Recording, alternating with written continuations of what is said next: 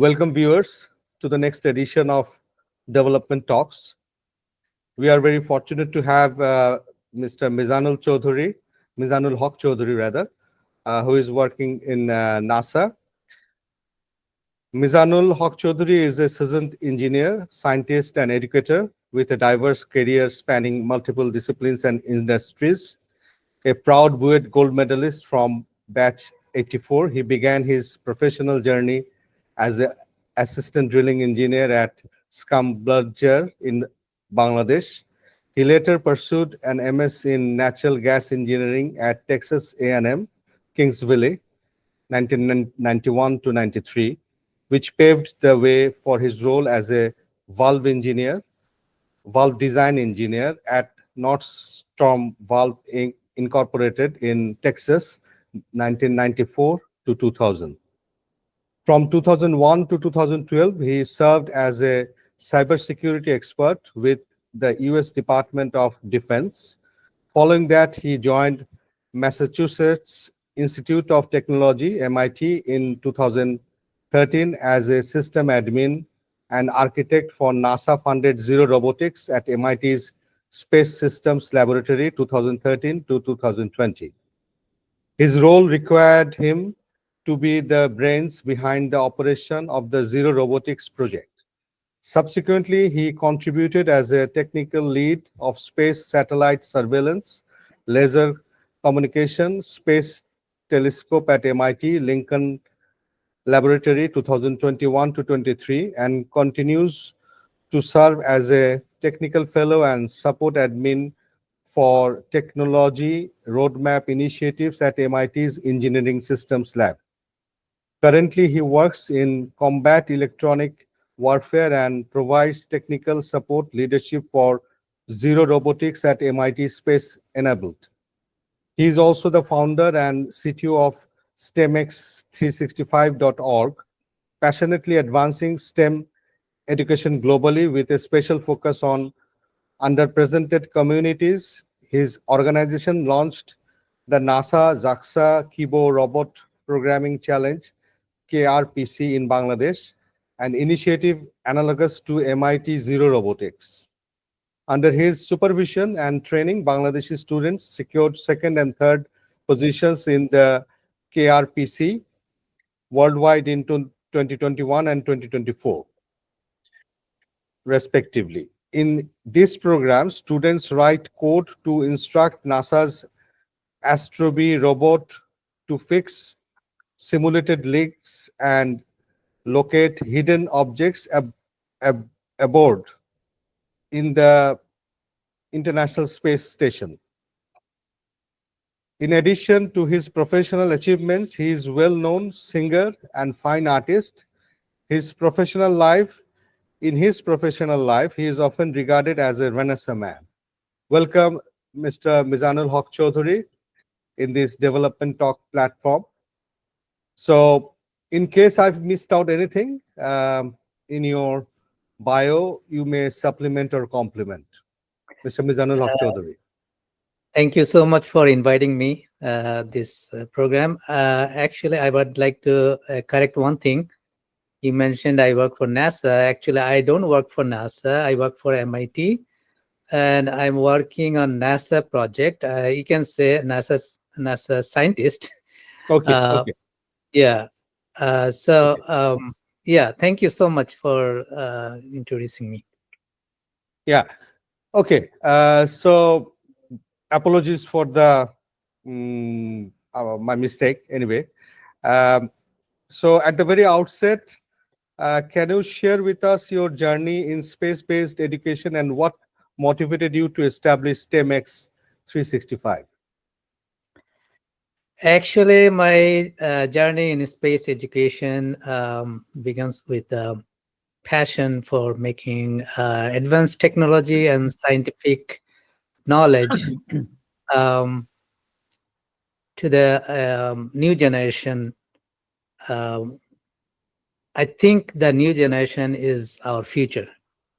So if we can implement this knowledge to our new generation, they will get the foundation for building our country. I would say I'm here almost more than 35 years. This is my country also. At my native country in Bangladesh, that's why I will say my country.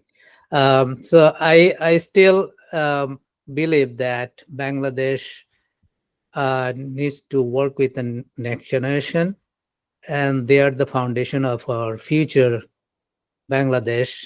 And that is my passion, that I would like to implement that space technology. I took the space technology because it inspires student. Everybody likes space, so it is easy to use space technology to implement uh, the STEM education, which is science, technology, engineering, mathematics. Very good to know, Mr. Mizanul, and very laudable initiative, I would say. Uh, I would also like to ask you that STEM X 365 aims to bridge the gap in space education. How do you ensure students from developing countries, especially Bangladesh, have equal access to cutting edge space programs? It's a very good question. Actually, I've been working in an aerospace area for more than 13 years. So I realized that um, students has a huge gap in um, modern technology, cutting edge technology, which we call. And there's a big gap. So I started STEMX 365. It is actually I learned from MIT Zero Robotics. When I started working with MIT Zero Robotics, I realized that um, Bangladeshi students are behind this type of education. Like this is a different kind of education. You student work with the astronaut. They can talk to astronaut. They can run a robot by sitting in their classroom. But if you think about Bangladesh students, they don't have that this opportunity. They did not have. Now they have, but they did not have. So when I joined MIT, I first when I saw that astronaut is talking to student talking to astronaut, I was surprised, and I thought, okay, this I need to bring this to Bangladesh. So that's why I started STEMX 365 to bridge the gap. This gap, this is a huge gap for Bangladesh, especially for developing nation. I would say Bangladesh is developing, but still under developing nation, Bangladesh. So I believe through STEMX 365, we'll be able to fill up the gap so that student will learn the modern technology. And to fill the gap, I introduced Keyboard Robot Programming Challenge, which is NASA and JAXA's program. Then also Asian Try Zero G. You may not heard about it. Then another one is Asian Urban Space. So Keyboard Robot Programming Challenge is space robotics. Asian Try Zero G is about like research experiment. You want to do some kind of experiment in International Space Station. A lot of students, they have different kind of thought process. They think, oh, how magnet will work in the space? How if I open a bottle of water, how it will react in the microgravity? So they have a lot of thinking, a lot of questions. So I introduced that Asian Try Zero G so that our student can write a proposal. Last year, one student wrote a proposal that how magnetic, like the magnet works in the space station. They wrote one girl, she wrote a proposal, and we ran that in the space station live, and our student saw that and talked to the astronaut directly, and she got first place in the worldwide. So Asian triology is more about research and experiment. It is not only for students like undergrad or high school. It is also for like lecturer, professor. It is for them also. And then Asian urban space. It is about biological research. Like in the future, in space, astronaut will not eat like processed food. They will eat like herb. We call in Bangladesh we call herb, like coriander, parsley. Those herb will be their food because it is easy to grow in space and it will take less space. So um, I introduced Asian urban space in Bangladesh, and we sent coriander to ISS to see how coriander reacts in space and how long it takes to grow.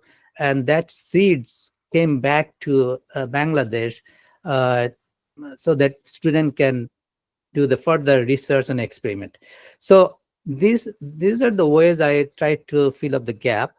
And I introduced another program which is space teams, which is very interesting project. Like student, sometimes they think, okay, how rocket goes to Jupiter or Mars?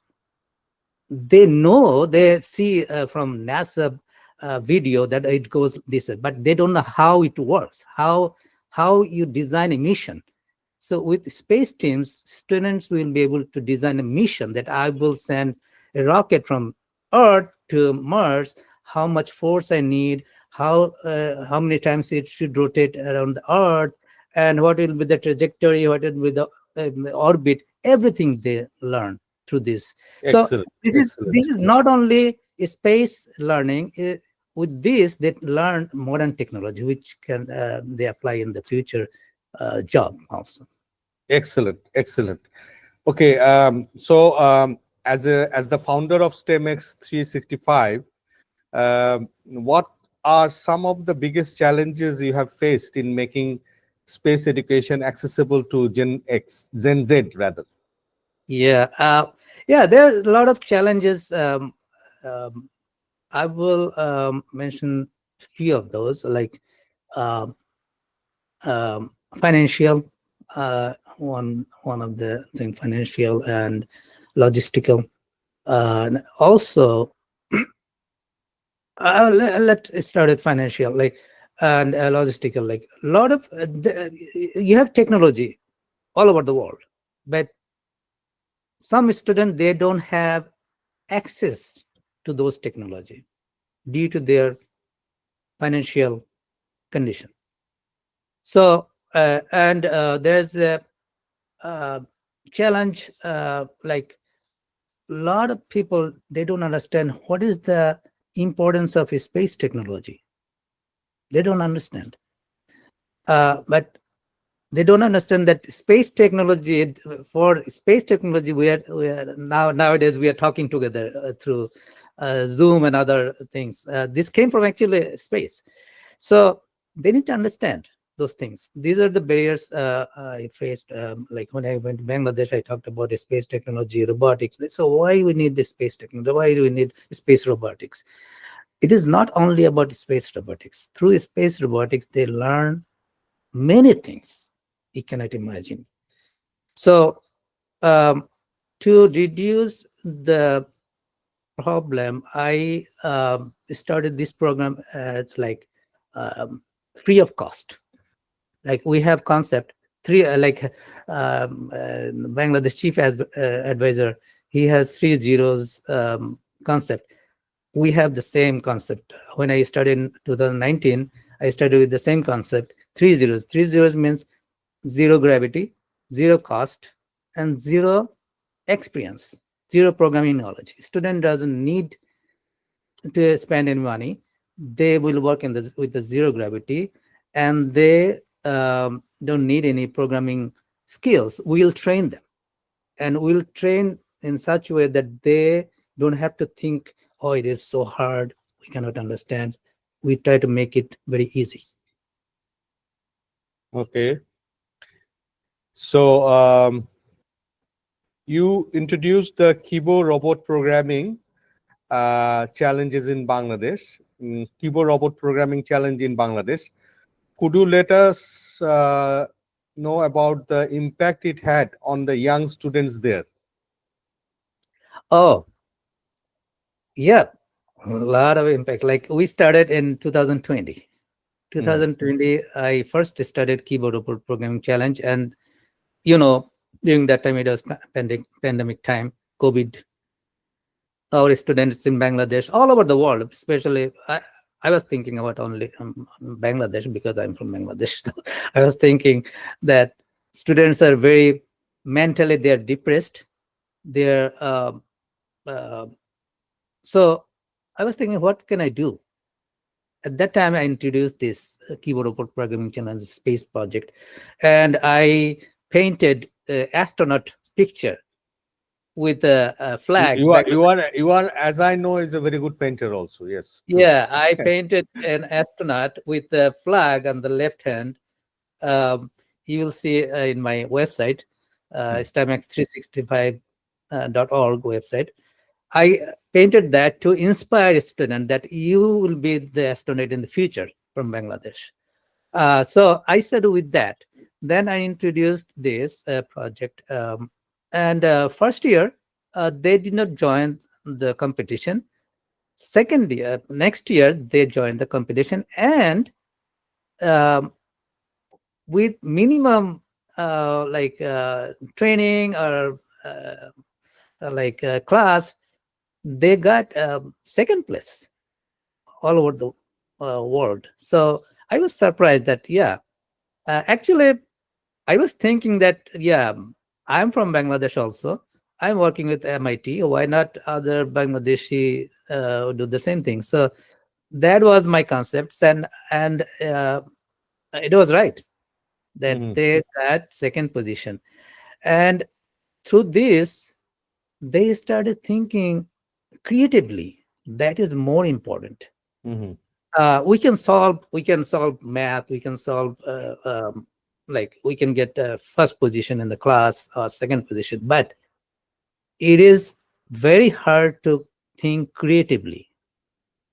And in the space technology, I found that you have to think out of the box. You cannot think straight. So with this kind of program, they learn how to solve the problem creatively and how to work together, teamwork. In Bangladesh, it is very uh, socially, it is not like normal that work together. true. So with this kind of program, they learn how to work together, how to help each other. Like student, one team students, they help other teams student. When they saw that this team is doing better, so why not help them more? Hmm. So they learned this. So a Okay. lot of impact through this program. Good to know. Good to know. I have here my co-host, Dr. Saeed Ahmed. So at this stage, Dr. Saeed Ahmed, would you like to ask some questions to Mizanul Chowdhury? It's an excellent and interesting and intriguing mission, I would say, you have embarked on to make students from developing countries interested in space research and space science and space robotics, right? And I'm sure the response you are getting out is also exciting. Many students have jumped on to grab this opportunity. So, following the questions from my friends here, I will ask you another question. What kind of achievements have Bangladeshi students made through the keyboard robot programming challenge, and how has it shaped their understanding of space technology? What do you think? Um, we have a very good result since 2020. Um, in 2021, Bangladesh, um, I would say Bangladesh team. I will say Bangladesh, not individual team name, as because Yes, internationally Bangladesh compete with other countries. yes, of course. So, in 2021, Bangladesh got second place around the world, And also they received Crew Award, ISS Crew Award. Crew Award is very prestigious award. They will give that award if some team perform exceptionally. So what we did from Bangladesh side, we played the we call game. Game was you have to write a code that this robot will go to a point inside the space station. There's a leak, a virtual leak, simulated leak, like asteroid came and created a leak. So there's a leak. So there's the alert inside the space station. A robot will go like a fire service, and it will go to that point and fix the leak and come back to astronaut. Will say mission complete. I have done my job. Thank you. They will say like this. Mhm. So after that, this game was like you have to say, you have to give some message. So Bangladesh gave the message, "Amar sonar Bangla ami tomay bhalobashi." I see. That's They interesting. were so surprised. They means NASA and JAXA. They were so Yes. surprised and so happy that Yeah. how come they gave this message in Bengali and their national anthem. Yeah. So that's why they, with respect, they gave us a Crew Award in 2021. Mhm. And 22, Bangladesh again received Crew Award because the message was for the humanity. Mhm. And 2023, Bangladesh joined in fourth Kibo Mhm. Robot Programming Challenge, and uh, it was from college, Notre Dame College, City Oh, College. I see. I Oh, was very surprised that college student. It was my dream that I will go down like from yes. undergrad to college, then School. middle school, because Yeah. other country like if you go to Japan or Singapore, another country, you'll see the primary school kids, they're writing code for Oh, this robot. I see. So this is my plan that I will go down slowly, because you have to I'm building the platform so that you don't have to write code. You'll just drag and drop, and if you want to learn, you can see the code, but you don't have to. So I was surprised that college student they joined, and they got the first place internally in Bangladesh, and then they joined internationally, and they got fifth place, where United State from NASA, there's a Mhm. team. Mhm. They got, I think, eighth place. Bangladesh got fifth place, I see. and last year Bangladesh again received third place. Oh, that's And wonderful. last year game was very complicated. Mhm. Like you're an astronaut, you are sitting inside the space station. You need some tools, and Mhm. if you see the in the video or YouTube, space station module is crowded. You have so many tools, where so many things. So it is hard to find where is my screwdriver, where is my wrench, where is my this. So robot will help you. You'll just say, bring me a screwdriver. Robot will bring it to you. So our student wrote a code that robot will understand. Robot will move around inside the space station. It will take picture and all the like information about different tools, Mhm. and then it will come to astronaut, like if you are an astronaut, come to you, Mhm. what do you need? Then astronaut will say, give me a screwdriver. Then robot will go and bring the screwdriver. Mhm. So that was the game last year. It was very difficult. You have to apply artificial intelligence, machine learning. Yes. So we trained them, and they did very good, and they got third place last year. Mhm. Whereas good. NASA team, Remarkable, remarkable. Yes. yeah. So, and like I also mentioned that Asian Tri-Zero-G, one girl from Sylhet, she got first place for her proposal. Proposal Mhm. was how magnetic field works in space. So this year also we submitted, our students submitted proposal through Asian Tri-Zero-G, and it will be live with the International Space Station soon.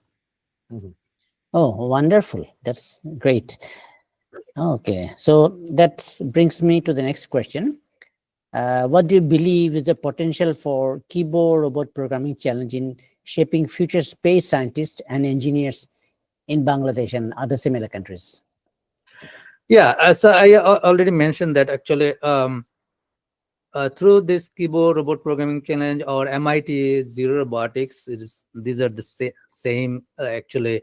Keyboard robotics um, started. I would say it was developed from MIT Zero Robotics. MIT Zero Robotics is the father of keyboard robot programming challenge. Mhm. And in MIT Zero Robotics, we used to use sphere robot, that's different kind of robot. Mhm. And keyboard robot programming challenge, we use new robot. It's called Astrobee, I see. NASA Astrobee. Mhm. And before it was MIT Spheres, both space robot. So MIT actually started this kind of program. Mhm. So with this spheres or Astrobee programming, it is not only you're writing only for space things. It is actually you're learning the code, how to solve the complex problem, how to design the strategy, how to write like algorithm for big process. So if you think about, if you look for job in current world, you see they need programming background. They need, if you know artificial intelligence, you have very good demand. If you know solve critical thinking. Mhm. These days, big corporation, they are not looking for who got first position, who got No. this. Yeah. No, they're looking for, I will give you problem. This problem was never there. Nobody saw this problem before. You have to find a solution for this. So with this kind of program, keyboard robot programming challenge and zero robotics, students learn how to solve complex problem, how to think out of the box. So this is the way you can shape the future. Like in the future, it will be harder. Like you have to be more smarter. Like you have to work with a robot. Robot will become more smarter than you. So you have to drive them. But you'll be the robot's master, but you have to have a lot of knowledge in the future. Oh, that is, yeah, that is very much the way we are going towards the future, I guess. No, this is really, mind-boggling, thing, and the future is quite uncertain in many ways. But we must prepare our next generation for it, on which Sure. you are working. Very laudable work. So, my co-host Zohir, do you like to ask some questions?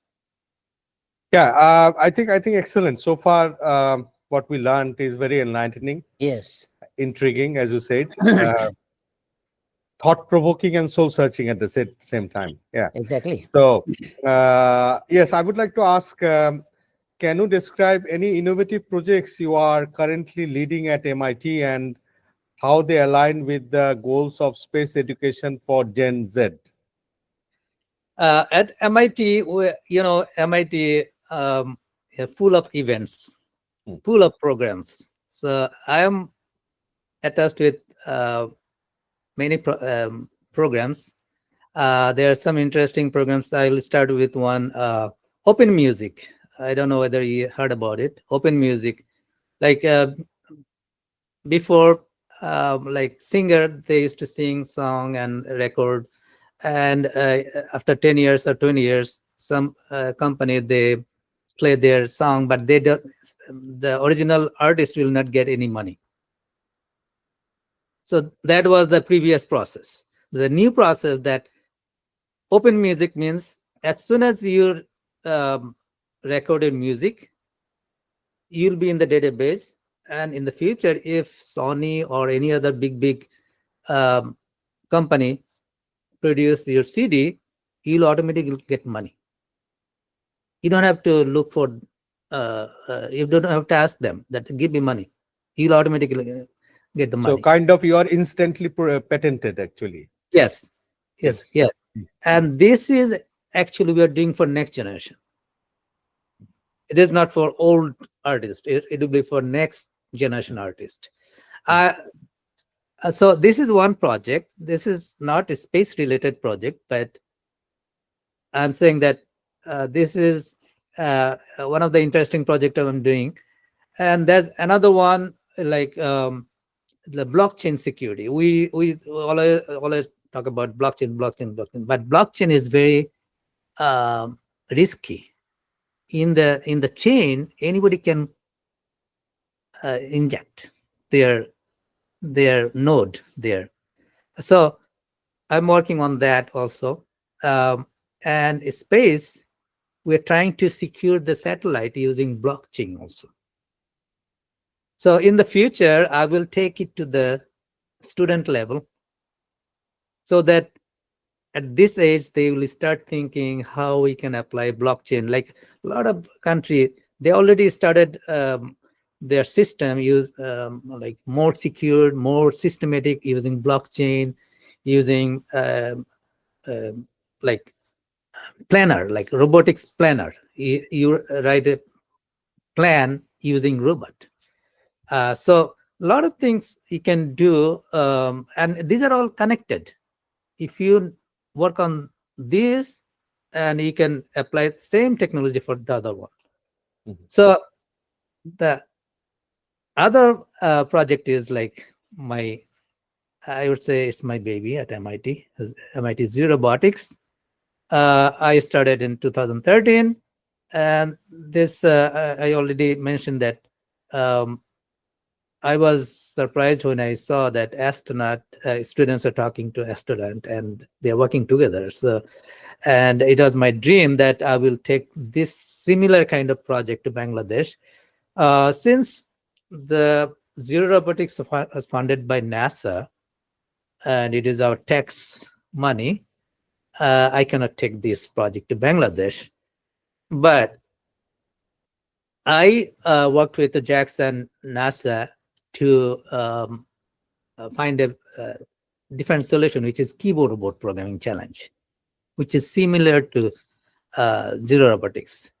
So there are many things at MIT which is related to space technology. Another is like I'm working on a technology roadmap. In Bangladesh, you are engineer, I'm engineer, we are all engineer, we're working on engineering things, but we don't have technology roadmap. We don't have a roadmap. Nobody has any idea what is technology roadmap. So at MIT, I'm working with the technology roadmap. Means if you have any idea, you have to come up with a full plan, like start with idea, then you design, develop, and take it to the market. And you work with the profit and everything. When you'll see your profit coming, revenue coming, then you can say, yeah, this is the technology. Otherwise, that technology will go to the trash. So this, I'm thinking in the future, I will take it to the student level, so that at this age, when they're young, they will start thinking that way. So they will, with that, they will become future like Elon Musk and other big. So rather market-oriented, demand-driven technologies, like which Yes. has, yeah, excellent, excellent. And next, I would like to ask you, with your vast experience in aerospace and robotics, what skills do you believe are crucial for the next generation to develop in order to succeed in space-related fields? It's basically the what kind of skills you think is Very good necessary? questions. Yeah. Like I already mentioned that Hmm. uh, position in the class, like first, second, third, these are not main thing. I believe um, if you're gonna succeed, like next generation, I'm talking about next generation. If next generation wants to succeed in the future or work with the space technology, they have to have um, some kind of uh, like how to solve a problem who the problem nobody solved before, completely new problem, you have no idea, so you have to come up with a solution. I think um, our next generation should have that kind of skills, Solving skills. problem solvings, but you don't have any reference. Yes. So that's rather more critical, more challenging. More Yeah. challenging. Space technology is very difficult. Hmm. You always face this kind of problem. Hmm. Nobody Hmm. solved this kind of problem before, so you have to Yeah. the solution. So I Okay. think that that's the technology you have to have if Hmm. for space technology. Okay. Mr. Mizan, so my next question to you, how does the International Space Station serve as a learning platform for students, and what kind of educational programs are available for students to engage with space research? You have partly covered this earlier, uh, but if you like to supplement or complement, feel free. International Space Station is a huge resource for Hmm. scientists, future scientists, innovator, and students. And International Space Station is very interesting place. There you'll cosmonaut, astronaut, like US Novochary or astronaut, we call astronaut. Russian, we call cosmonaut. Um, then ISA and JAXA, they also call astronauts. So they all work together, and there are many projects they are working on. So this ISS is providing a lot of resource at free of cost for the students, scientists, professor, and many things. So it will give more and more and more. You may heard about that International Space Station will not be there after 2030, but it will be a different International Space Station. And that robot I am talking about, this robot will work there and will replace astronaut with that robot, like 80% robot and 20% astronaut. And the main thing is ISS will grow and it will provide more resources, and student will be able to work with the ISS more and more in the future. Okay. No, excellent, excellent. So, Dr. Said Ahmed, at this stage, if you have any questions to ask Mr. Mizanul Chowdhury. Yeah,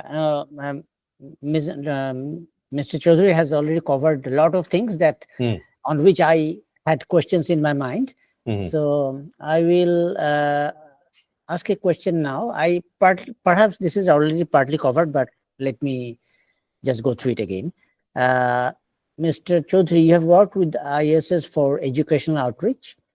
How does being directly connected to the ISS impact a student's perspective on space station? And also, I'd like to add another question to it. What do you see as the future of ISS-based education for Gen Z, and how can they make the most of it in their careers? Yeah, actually, I covered a little bit Yes, partially. this is a bit of repetition, but if you don't Yeah. mind. Yeah. So ISS, I mentioned three things. One is robotics, another is experimental think Asian Tri-Zero-G kind of like at MIT we have different program. Then space biology, space. And so we have more like in ISS we do research on Alzheimer, we do research on typhoid, then salmonella, then other virus which we cannot do here. Then also in ISS, one of the biggest challenge in the future that um, the broken piece of space object will cover our Earth, around the Earth. Yes, yes. Space debris. Yeah, if space debris. Yeah. Yeah. So how we will work research those things? You cannot do in Earth. So in ISS will be the best place to do those kind of research. How I Yes. can collect all debris, and in the future, like it's like fiction. Like Yes, like fiction. the satellite will collect all debris. It will become big volume, big mass, and it will create the gravity, and it will redirect asteroid. So a lot of things we think. So ISS in the future will do more creative thinking. Like I mentioned, that you have to think out of the box. You have to solve the problem like debris. Still, we're struggling. Actually, what is the best way to collect all debris? Or do you want to vanish those? Or do you want to collect and become the big object? Many things. And recently, you heard about docking to satellite docked. India tried to dock to satellite. Yeah. So those kind of experiment you cannot do in the Earth. You have to do in the microgravity.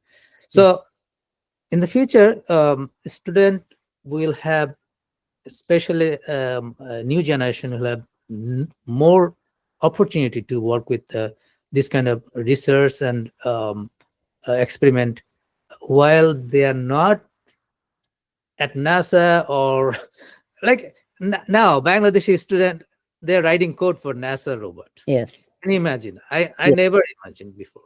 I never got this opportunity. So We feel very proud of it. Yeah. yeah, they're writing code now, Mhm. and you can imagine in the future they'll write code for Mars. They'll write code for Jupiter, and there will be many things. I can talk all day long about how many things we are thinking. So there's big like huge resources in ISS. I think Bangladesh, like government and other educational institution, they should pay more attention to this. How we can involve this, because in the future it will be commercialized. Why Bangladesh will be behind? We have to be in this industry. It is not only space; it is connected with other industry. So that's the reason I started this for Bangladesh. We have other program like NASA App Challenge and other things, but this program is completely different. This is more curriculum based. It has a process. You go through it's like study. It's not like you're joining the competition. You got first place, second place. No, it's not like that. You have to go through the curriculum. It's like MIT's robotics, the way we do. So I hope I answered your question. Yes. Okay, with these words, Mr. Mizanul Chowdhury. No, Zahid, if you don't yes, mind, yes. I like to touch on another topic, which is really, my brain has been ticking because I cannot finish this without asking this question. Okay, sure. Please go ahead. Mr. Chowdhury, you are into art, painting, that is, into music, and I would think you have many other creative endeavors as well. I'd like to know, do you see any relationship between the two, direct or indirect, science and creative, expression thing? And the other thing I like to also add you to add a little more on critical thinking, the ability to think critically out of the box, and how these can impact the future career of the students. I will talk about the first question. Is Yes. how it is connected, like science, art, and music. You are engineer, I'm engineer, you have a scientific background. So you know sinusoidal wave, like up and down like this. So in science, we have sinusoidal wave, like it goes up and goes down. In music, when you sing song, you go high pitch, low pitch. Yes. Then in art, you'll see that when you paint something, you have to be very careful about dark and shade and light. Huh? Yes. So if you cannot control light and shade, Yes. then your picture will not look good. So now you see that relation. In art, you have light and shade. In music, you have high pitch, low pitch. And in science, you have positive and negative. So now you can think. These are There's all relation. interrelated. Yes. There's Yes. relation. No, This is one excellent. relation. There are many relations I can give you. Excellent. Yes. Excellent. And second Yes. one, I would say I learned from nature. You know me. I am from Buet. I was not a good student. I was just normal student. I used to think. I used to look at nature, cloud, tree, human. Our professor used to teach us, I used to look at their face, and nothing went to my ear like technical thing. I used to look at their nose, eyes, lips, and I used to. I painted. At one point, I sketched Dr. Anar Hussain, Professor Anar Hussain. Okay. So I enjoyed nature. So from nature, we can learn a lot of things. If you observe nature, you will teach yourself automatically. I would say our next generation, yeah, they will go to school, they will go to university, but more they have to think about like they can be creative if they look at the nature.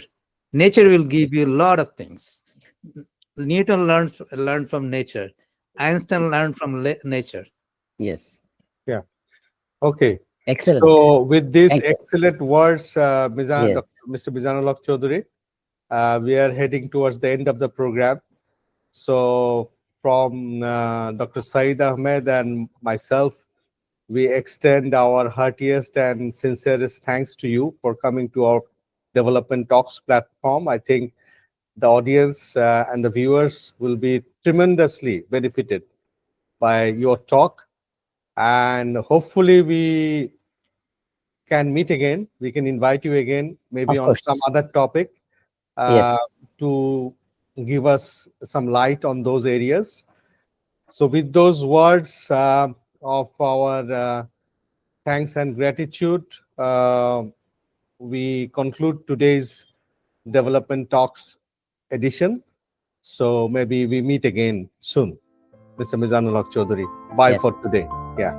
Thank you so Thank much. you, Mizanul Chowdhury. Thank you very much. Bye. Thank you so Yeah. much. Yeah. Yeah. Okay. Okay. Thank you. Thank you. Bye. Bye.